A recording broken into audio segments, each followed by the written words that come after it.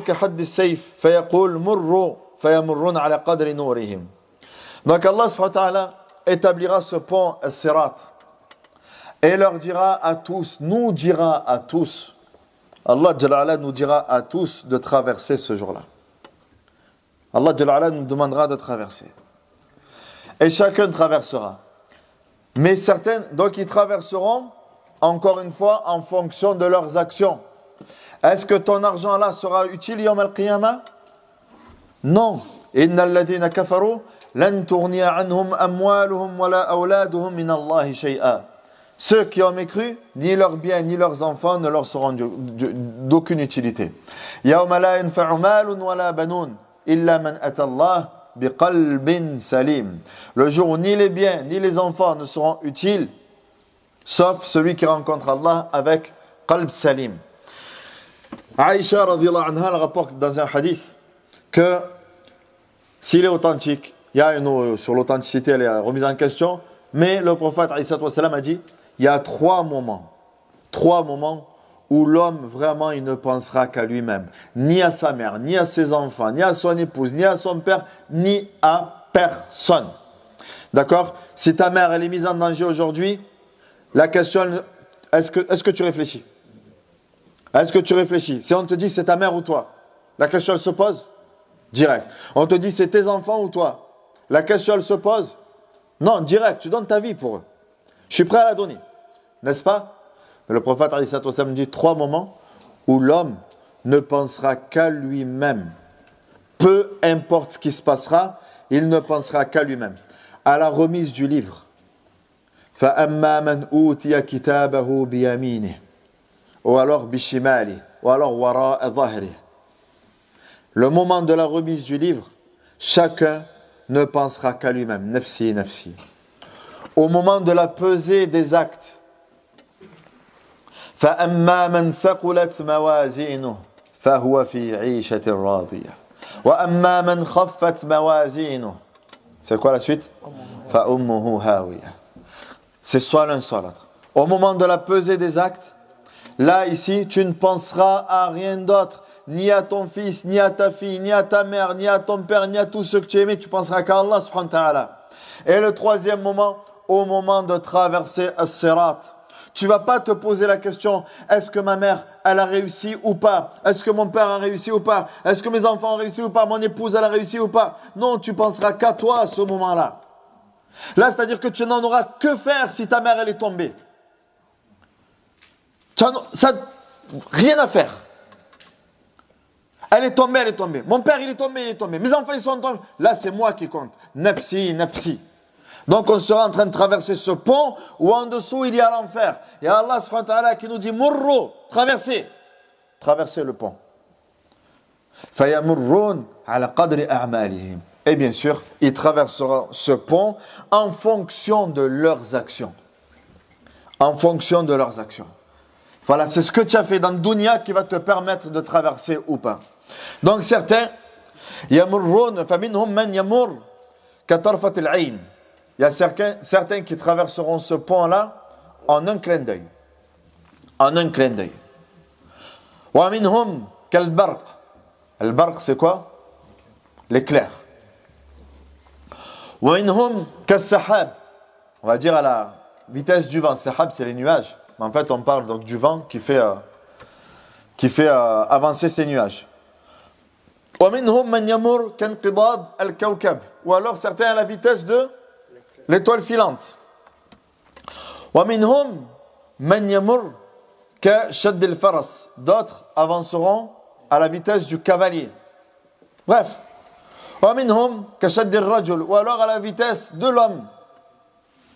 Donc certains traverseront à une certaine vitesse. Mais ils traverseront. Celui qui a traversé à la vitesse d'un clin d'œil. C'est-à-dire qu'il n'a rien senti. Il a vu, c'est comme si le pont n'existait pas pour lui. Mais d'autres quand même vont passer par ce pont-là. Même s'ils sont passés, il y aura quand même en fait c'est une expiation.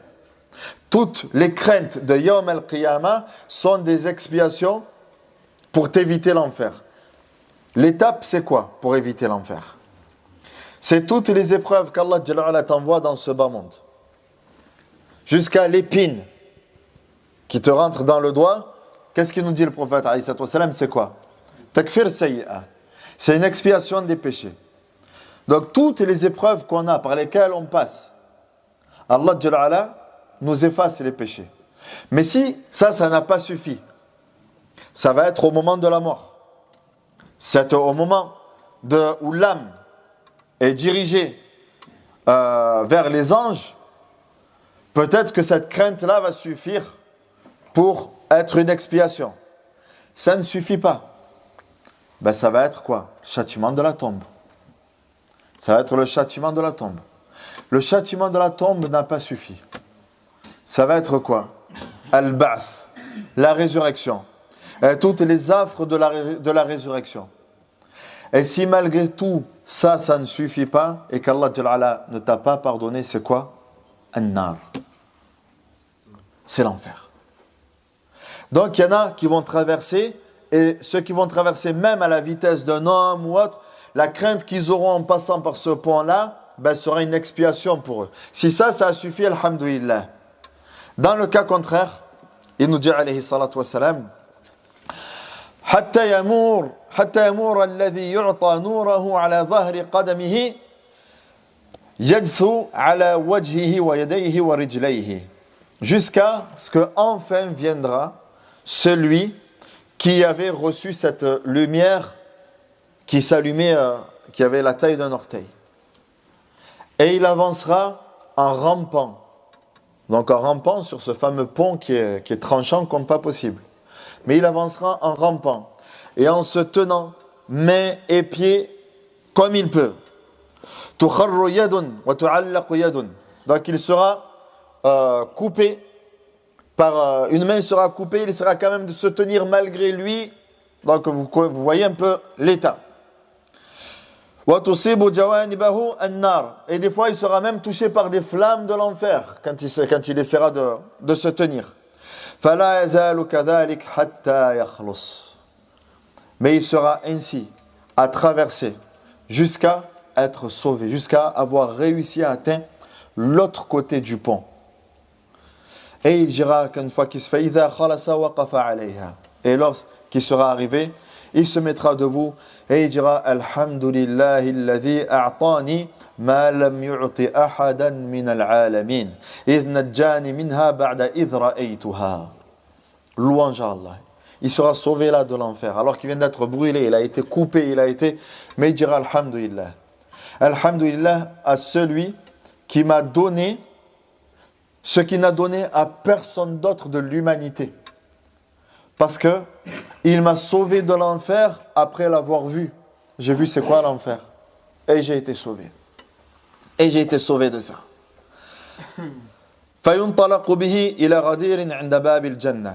Alors, après ça, on le prendra et on l'amènera vers une source aux portes du paradis. Mais pas le paradis, une source aux portes du paradis. Mais lorsqu'il sera dans cette source-là, il commencera à sentir l'odeur du paradis et il verra des couleurs qu'il n'a jamais vues. Parce qu'au paradis, il y a ce que nul œil n'a vu, nul oreille n'a entendu. Et subhanallah, quand on voit juste les différentes nuances de couleurs, c'est des milliards et des milliards et des milliards de couleurs qui existent dans ce bas monde. On parle de milliards de couleurs. C'est-à-dire que la différence qu'il y a entre les nuances de gris, entre le blanc et le noir, on parle de milliards de couleurs. D'accord? Et ça, c'est que entre le blanc et le noir. Et on parle, donc imagine-toi toutes les autres couleurs. Et là, il verra donc quelque chose au paradis qu'il n'a jamais vu. Pendant qu'il sera nettoyé dans cette source-là. Et à travers la porte, il verra le paradis. Et il dira, Ya Rab, adkhilni al-jannah. Seigneur, permets-moi d'accéder au paradis. Adkhilni al-jannah. Fais-moi accéder au paradis. فيقول الله عز وجل. Donc Allah Jalla ala lui dira, أتسألني الجنة وقد نجيتك من النار. Me demandes-tu le paradis alors que je viens de te sauver de l'enfer, que l'enfer est encore juste derrière toi? فيقول يا رب اجعل بيني وبينها حجابا حتى لا أسمع حسيسها. Seigneur, alors au minimum, même si je n'entre pas au paradis, mais entre moi et l'enfer, un hijab, un voile, afin que je n'entende pas son châtiment. Parce que rien que le fait d'entendre le châtiment de l'enfer, c'est un châtiment. Takadu tamayyazu min al-ghayd. L'enfer, c'est une créature d'Allah. L'enfer sera prêt à exploser de rage ce jour-là. Hatta la asma' hasizha. Afin donc de ne pas entendre tout le bruit, le grondement de l'enfer. Et Allah Jalla ala lui mettra un hijab et en plus de ça, le fera entrer au paradis. Fayadkhulu al-jannah. Donc il entrera au paradis à ce moment-là. Fayadkhulu al-jannah wa yara manzilan amama dhalik. Il entrera au paradis. Ça, il vient d'accéder au paradis. La demeure dernière. La demeure éternelle. La demeure dans laquelle Allah Jalla ala dit wa ma 'inda Allah khayrun wa abqa. Ce qui est auprès d'Allah est meilleur et plus durable. Ici, ça, il ne connaîtra plus la tristesse. Il ne connaîtra plus la maladie. Il ne connaîtra plus n'importe quelle source qui peut lui causer anxiété ou autre. C'est terminé. C'est Al-Jannah. Il vient de rentrer dans la maison du paradis. Il rentre dans le Jannah. Et en entrant dans le Jannah, il voit une maison en face de lui. Et comme si cette maison-là, il avait du mal à la regarder tellement il pense que c'est un rêve.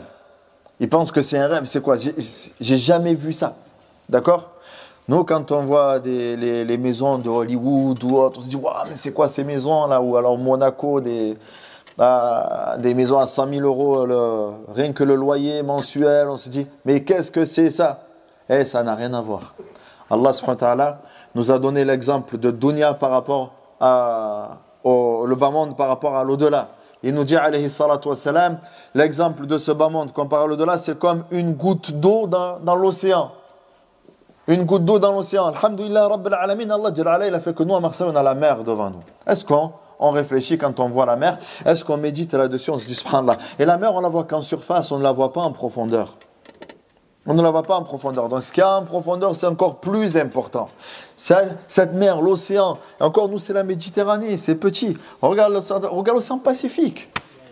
Tout ça, une goutte d'eau. Tu as une goutte d'eau, c'est-à-dire que toi, là, tout ce bas monde, et ce qu'il contient, c'est semblable à une goutte d'eau. C'est semblable à un grain de sable dans le désert. Ça ne vaut rien. Ça ne vaut rien. Tout ça ne vaut rien. Donc lui, il verra une maison et dira, mais c'est quoi cette maison? Pardon, Chouaib. Et il dira, mais c'est quoi cette maison? Qu'est-ce que c'est cette maison? Ya Allah, donne-moi cette maison. Ya Allah, permets-moi d'accéder à cette maison. Rabbi a'tini dhalika al-manzil.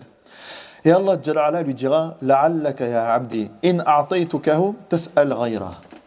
Serviteur. Il dit, mon serviteur, je vais te la donner cette maison, mais peut-être que si je te donne cette maison-là, tu vas m'en demander une autre. Et il dira, ya Rabb, la wa izzatik, la as'aluka ghayra. Par ta puissance, ya Allah, je ne te demanderai pas une autre maison. Et il dit, fa wa anna manzil ahsan minhu. Et est-ce qu'il pourrait avoir une demeure au paradis plus belle que celle-là? C'est pas possible. Ya Allah, je ne te demanderai pas de maison autre que celle-là. Donc Allah Jalla ala, bi rahmatihi wa mannihi, par sa miséricorde et par sa grâce, il lui donne cette maison-là. Fayu'ta fayanzilahu, et au moment où il rentre dans cette maison, yara amama dhalika al-manzil manzilan akhar. Et au moment où il rentre dans cette maison et tout, il voit une autre maison. Une autre maison encore plus belle que dans laquelle il se trouve là maintenant. C'est pas possible. Je suis en train de voir quoi? Je suis dans une maison, mais j'en vois une autre. Et il en voit une autre. Et il dit à Allah, a'tini dhalika al-manzil. Seigneur, donne-moi cette maison-là.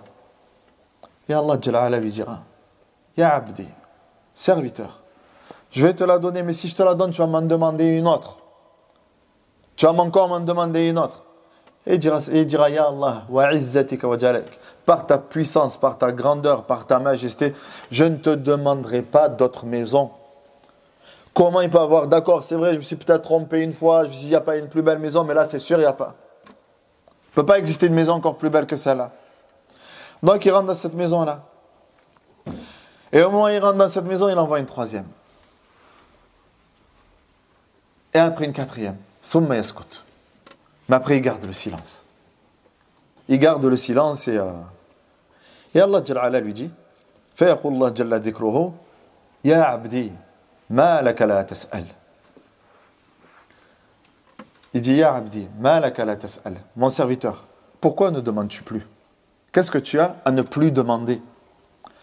فيقول يا رب قد سألتك حتى استحييتك.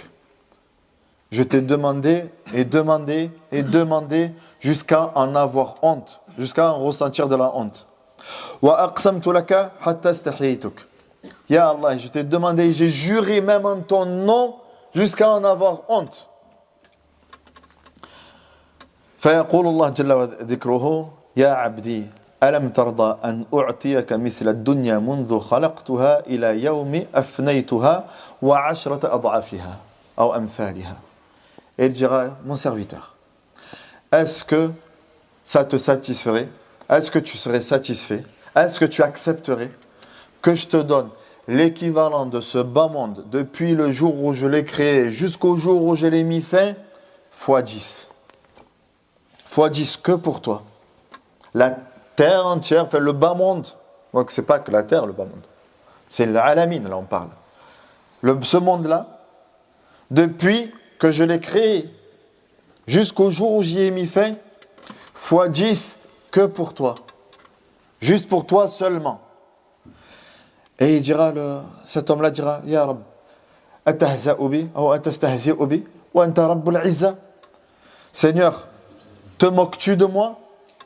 Seigneur, tu es en train de te moquer de moi alors que tu es le Seigneur de la puissance, c'est toi, tu es Rabbul Alamin, tu te moques de moi? فيضحك الله جل وعلا. Et Allah جل وعلا rira d'une manière qui sert à la grandeur d'Allah جل وعلا. فيضحك الرب من قوله. Et le prophète alayhi salam aussi s'est mis à rire en récitant ce hadith-là. De même que Abdullah ibn Mas'ud, quand il a transmis ce hadith-là. Et Abdurrahman ibn Mas'ud, il a dit, pourquoi tu ris, Abdullah? Il a dit, je ris parce que j'ai vu le prophète alayhi salam rire à ce moment-là. Et ça m'a fait rire également. Et le prophète a dit, pourquoi tu ris à Rasulallah? Il dit, je ris parce qu'Allah a ri à ce moment-là. Donc, et Allah Jalla ala lui dira, La walakinni ala dhalika qadir, fas'al. Et il dira, Allah, non, je ne me moque pas de toi. Je ne suis pas en train de te prendre en dérision. Ce que je te dis, c'est la vérité. Donc demande-moi ce que tu veux, je te le donnerai, ya abdi. Demande-moi ce que tu veux, je te le donnerai. Je suis capable de te donner 10 fois le contenu de la terre entière. Donc, fas'al. Donc, il lui donnera ce qu'il a souhaité. Après, il lui dira, Ya Rab, alhaqni bin nas. Seigneur, fais-moi rejoindre les gens du paradis. Ça y est, il a ce qu'il veut au paradis. Regarde, on a tous vu dans ce bas monde, on est tous ébahis quand on voit des paysages de folie, des couleurs de folie et tout ça. Mais là, on parle de Jannah. On parle de ce que nul œil n'a vu. Quand tu vois ce bas monde et ce qu'il contient, il faut juste que ce soit un moyen qui te permette de te rappeler qu'Allah, subhanahu wa ta'ala, ce qu'il t'a préparé au paradis est encore meilleur que ça. Ça, c'est rien. Ça, c'est, si tu préfères, c'est Abdullah, Omar ibn Khattab, radiyallahu anhu, un jour s'est mis à pleurer en voyant le prophète, alayhi salatu wassalam. Il dit à Rasulallah, il s'est mis à pleurer, pourquoi? Parce qu'il voyait le prophète en train de dormir à même le sol sur un tapis en paille. Et ce tapis en paille, il avait laissé des traces, des marques sur le corps du prophète, alayhi salatu wassalam. Donc Omar se met à pleurer par peine pour le prophète, alayhi salatu wassalam. Mais Rasulallah, tu es le messager d'Allah. Tu es le messager d'Allah. Alors que le roi de Perse, le roi de Rome, c'est-à-dire César et tout ça, donc ils sont sur des trônes et ils ont tout ce qu'ils ont. Et toi, tu es le messager d'Allah et tu dors à même le sol. Et le prophète, alayhi salatu wassalam, dit, Ya ibn al-Khattab, Ala tarda an takuna lahum ad-dunya wa lana al-akhirah. Ya ibn al-Khattab, ya Omar, n'acceptes-tu pas que la dunya est pour eux et l'au-delà pour nous? On n'en a que faire, nous, de ce bas monde. La dunya, c'est pas pour nous. Ce bas monde-là, il dit, Ibn al-Khattab, c'est pas pour nous. Nous, dans ce bas monde-là, kun fi dunya ka'annaka, c'est quoi la suite? Gharib, ou abir sabil. Sois dans ce bas monde comme si tu étais un étranger, comme un homme de passage. D'accord? C'est-à-dire, quand toi, tu voyages, que tu es en transit, qu'est-ce que tu fais? Tu prends juste ce dont tu as besoin. Tu vas pas te surcharger. Et ce que tu as besoin, toi, dans ce bas monde, c'est quoi? وَتَزَوَّدُوا فَإِنَّ خَيْرَ الزَّادِ التَّقْوَى. Et la meilleure des provisions, c'est quoi la provision que tu as besoin? C'est la taqwa, c'est la crainte d'Allah subhanahu wa ta'ala. Dans ce bas monde, si tu vis, si tu respires, c'est juste pour te rapprocher d'Allah jalla wa ala. Donc il dira, Ya Rab, alhiqni bin nas. Seigneur, fais-moi rejoindre les gens du paradis, afin que j'échange avec eux, que je les vois. Et on dira, ilhaq bin nas. Rejoins-les. Fayantaliqu wa yarmul fil jannah. Donc il se promènera et avancera au paradis. Hatta idha dana minan nas, jusqu'à ce qu'il, au moment de se rapprocher des gens, rufi'a lahu qasrun min durra fayakhirru sajida. La ilaha illallah. Jusqu'à ce que, en voyant les gens et en se rapprochant d'eux, et avant de les atteindre, un palais de perles se dressera devant lui. Et il verra ce palais-là que ses yeux n'ont jamais vu. Qu'est-ce qu'il fera? Il va se prosterner. Il va tomber prosterné. On lui dira, irfa' ra'sak. Lève-toi, lève la tête, qu'est-ce que tu es en train de faire? Il dira, ra'aytu rabbi. J'ai vu mon Seigneur. J'ai vu Dieu, là je viens de voir Dieu. Mais on lui dira, c'est pas Dieu, ça c'est juste une de tes maisons en paradis. Ça c'est juste ta maison en paradis. Et les 2, 3, 4 qui t'ont été donnés, ça n'a rien à voir. Tu as été ébahi, mais là celle-là qui t'a combien te donné comme ça, tellement elle est belle. Tu as dit, c'est quoi ça? Tu es tombé prosterné. Et ensuite, un ange viendra le voir. Et pareil, il ne saura pas quoi faire. Et l'ange, il lui dira, là, lève-toi. Il dit, je suis juste un de tes servants. L'ange lui dira, je suis juste l'un de tes servants. Et avec moi, j'ai 1 millier d'anges à ton service. Et avec moi, 1 millier d'anges à ton service. La ilaha illallah. Il dit donc, innama ana khazin min khuzanik wa abdun min abidik tahta yaday alf qahraman ala mithli ma ana alayh. Et il dira donc, voilà, je suis juste un ange avec moi, j'ai encore 1 millier d'anges à ton service. On est là à ton service. Tu as besoin de quoi que ce soit, tu me demandes. Qutufuha daniya. Il n'a rien à faire, ça il est au paradis. Plus d'efforts, rien du tout. فينطلق أمامه حتى يفتح له القصر ومن در مجوفة. Et donc il rentrera dans cette maison-là. سقائفها وأبوابها وأغلاقها ومفاتيحها منها تستقبله جوهرة خضراء مبطنة بحمراء. Donc le gardien le devancera pour lui ouvrir cette fameuse ou ce fameux palais du paradis. Et c'est un palais creusé dans une perle dont les plafonds, les portes, les serrures et les clés sont tous faits de perles. Face à l'entrée se trouve une pierre précieuse de couleur verte au creux de laquelle se trouve une autre rouge. Al-Muhim, c'est une description de cette maison-là. Fiha sab'una baban. Il y a 70 portes, 70 chambres. Kullu babin yufdi ila jawharatin khadra mubattana. Qui mène chacune à une chambre de couleur en pierre précieuse verte. Kullu jawharatin tufdi ila jawharatin ala ghayri lawni al-ukhra. Et dont chacune mène à son tour à une autre chambre de couleurs différentes entre elles les unes des autres. C'est-à-dire tout est différent dans cette maison-là. Il n'y a rien qui se ressemble. Wa fi kulli jawharatin surur wa azwaj. Et il aura donc ses épouses là-bas au paradis. Adnahun hawra ayna alayha sab'una hulla yura mukhu saqiha min wara'i hulaliha. Donc il verra ses épouses au paradis comme Allah subhanahu wa ta'ala ici l'a mentionné. إذا أعرض عنها إعراضة ازدادت في عينه 70 ضعفا عما كانت قبل ذلك. Et à chaque fois qu'il s'éloignera d'elle, puis la verra à nouveau, elle deviendra à ses yeux 70 fois plus belle qu'elle ne l'était avant. Et elle lui dira, وَإِذَا أَعْرَضَتْ عَنْهُ إِعْرَاضَةً ازْدَادَ فِي عَيْنِهَا. Et pour elle, la même chose. Son épouse au paradis, à chaque fois qu'il la reverra, elle-même le verra comme 70 fois, meilleur qu'elle le voyait. Et il lui dira, لَقَدْ ازْدَدْتِ فِي عَيْنِ 70 ضِعْفًا. Et il lui dira, donc lui à chaque fois qu'il la reverra, il lui dira, je jure par Allah que je te trouve 70 fois plus belle qu'avant. Et elle lui dira la même chose. فَيُقَالُ لَهُ أَشْرِفْ. Donc on lui dira maintenant, regarde l'horizon. فَيُشْرِفْ فَيُقَالُ لَهُ مُلْكُكَ مَسِيرَةُ 100 عَامٍ يَنْفُذُهُ بَصَرُكَ. Et on lui dira, regarde jusqu'à l'horizon, et tout ça, ce que tu vois, c'est ta propriété. Et elle s'étend sur une distance de 100 ans de marche. Elle s'étend sur une distance de 100 ans de marche que tu pourras quand même embrasser du regard. C'est-à-dire que tu pourras avoir une distance, toi, de 100 ans. Tu verras tout. Toute ta propriété, c'est ça. Ce hadith-là, écoute bien. Omar ibn Khattab, il a dit, parce que c'est Abdallah ibn Mas'ud qui rapporte ce hadith-là. Et Omar ibn Khattab, il a dit, il parle à un autre. Il dit, la tasma' ma yuhaddithuna ibn Abd, ya Ka'b. Omar, il s'adresse à Ka'b, il dit, ya Ka'b, est-ce que tu es en train d'entendre là ce que nous raconte Abdallah ibn Mas'ud, ce qui va se passer au paradis? Mais le coup de grâce, il est là. Le coup de grâce, il dit, Naam, ya ibn al-Khattab, ya Amir al-Mu'minin. Surtout que là, Abdullah ibn Mas'ud nous raconte l'histoire du dernier entré au paradis.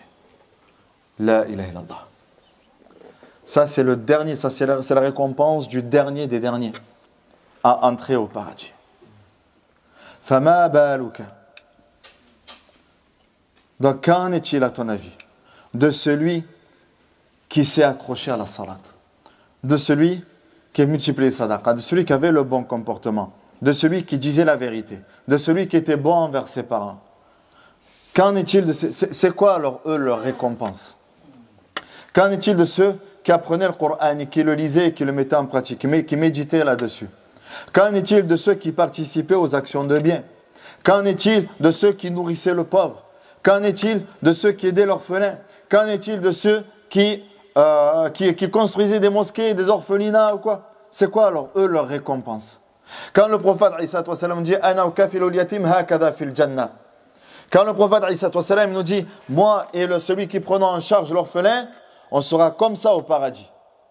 Ça veut dire quoi alors? Si toi tu es comme ça avec le Nabi alayhi salatu wassalam au paradis, c'est quoi cette récompense? Ya ibadallah. Donc ce hadith-là, bien sûr, je pense qu'il donne beaucoup d'espoir à chacun. Se dire, ah ouais, quand même, alhamdoulilah, on peut quand même s'en sortir. On peut quand même... mais il faut patienter. C'est un peu en relation avec le dernier cours qu'on a fait sur la patience. Allah Jalla ala nous dit إنه كان فريق من عبادي يقولون ربنا آمنا فاغفر لنا وارحمنا وأنت خير الراحمين فاتخذتموهم سخريا حتى انسوكم ذكري وكنتم منهم تضحكون. C'est quoi la suite?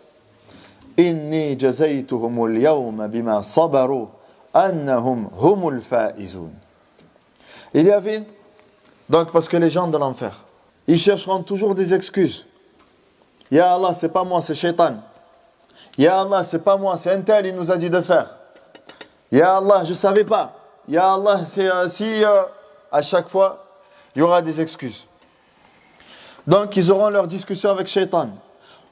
وقال الشيطان لما قضي الأمر إن الله وعدكم وعد الحق ووعدتكم فأخلفتكم. Shaitan dira aux gens de l'enfer, Allah vous a fait une promesse. Quant à moi, je vous ai fait une promesse, mais je vous ai trahi. Mais Allah, il vous a fait une promesse, et il a tenu Allah sa promesse. La promesse d'Allah, c'est quoi? Al-Jannah. Moi, je vous ai fait une promesse. Ce bas monde, t'inquiète pas, c'est rien, tout va bien. Je vous ai fait la promesse qu'Allah, il allait vous pardonner. Fais les péchés, c'est rien, Allah va vous pardonner. Donc, ils essaieront.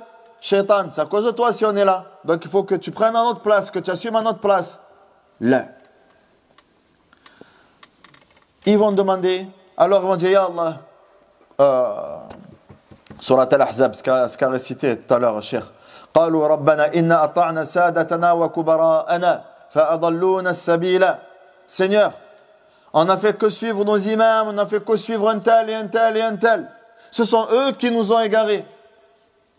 Allah Jalla ala, ça ne sera pas une excuse auprès de lui. Alors ils invoqueront les anges, ils appelleront les anges. لخزنة جهنم ادعوا ربكم يخفف عنا يوما من العذاب. Donc ils appelleront les anges. Les anges, on vous implore, s'il vous plaît, demandez à Allah de nous alléger juste un jour le châtiment. Juste un seul jour, c'est tout. Parce qu'on parle de l'éternité. L'éternité, ce n'est pas nos 100 ans qu'on passe sur terre. Rien que Yawm al-Qiyamah qui va durer 50 000 ans, c'est autre chose. Mais là, le châtiment sera tellement douloureux. لَابِثِينَ فِيهَا أَحْقَابًا لَا يَذُوقُونَ فِيهَا. C'est quoi l'ayat? لَابِثِينَ فِيهَا أَحْقَابًا بَرْدًا وَلَا شَرَابًا إِلَّا حَمِيمًا وَغَسَّاقًا جَزَاءً وِفَاقًا إِنَّهُمْ كَانُوا لا يرجون حسابا وكذبوا بآياتنا كذابا وكل شيء عند جوب لي الآية فذوقوا. C'est quoi la suite? فلن نزيدكم إلا عذابا. Goûtez, parce que on ne vous rajoutera que châtiment sur châtiment. C'est-à-dire que le châtiment qui aura il y a des milliards d'années avant n'est rien comparé au châtiment que tu seras en train de subir maintenant. Il n'y a plus de faim. Il n'y a plus de faim. La yamutu fiha wa la yahya. Et il n'y a plus de faim. Il n'y a plus de faim. Et le châtiment sera exponentiel. Il fera qu'augmenter. Comme la récompense du paradis, elle ne fera qu'augmenter. Mais le châtiment, la rétribution de l'enfer ne fera qu'augmenter. Donc ils imploreront à Allah, Ya Allah, un jour, demande aux anges, un jour, juste un jour. Et il reprend le lendemain s'il veut, mais là, c'est trop. C'est plus possible. قالوا أولم تك تأتيكم رسلكم بالبينات. Nos messagers n'étaient-ils pas venus avec des preuves évidentes? قالوا بلى. Si, c'est vrai, ils sont venus. Ils nous ont avertis. قالوا فادعوا. Alors invoquez. وما دعاء الكافرين إلا في ضلال. Mais leur dua, leur invocation ne sera pas entendue. Alors ils imploreront qui? L'ange